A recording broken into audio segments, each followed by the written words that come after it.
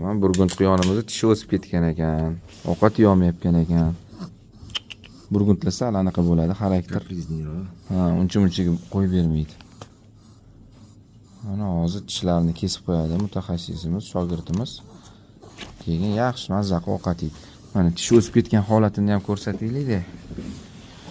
Men kesdim tepaga kichkina qo'ygan. To'xtama, yordam beraman sizga. Yo. To'xta, yo. Senga faqat yaqin ahvoli ko'ryapsizmi? Milklarini ham kesib yuboradi. Tillarini. 2 qavatli tish ekan bu. Mana 2 qavatli tish ekan.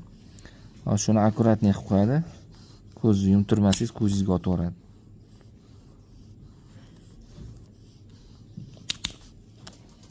To'rt qavat. Tishi noto'g'ri o'sgan ekan o'zi. Mana. Mana shu og'riq beradi. Yevrokrol va Jakoda bemalol ko'rasizlar kontentlarni. Tegini kesib yuborishingiz kerak, tegini. Tegini ham qani. Sal kaltalayman tek tomonini ham. Mana. Ko'rdinglar, akkuratni kesib qo'ydi, lavlariga ham tegmadi, mana. Tekisib qo'ydi, mazaq ovqat yeydi endi. Mana mashina mazgina olib tashasak, Komment yozmanglar, qiynayapsan deb. Naborat bu ham qiynaladi.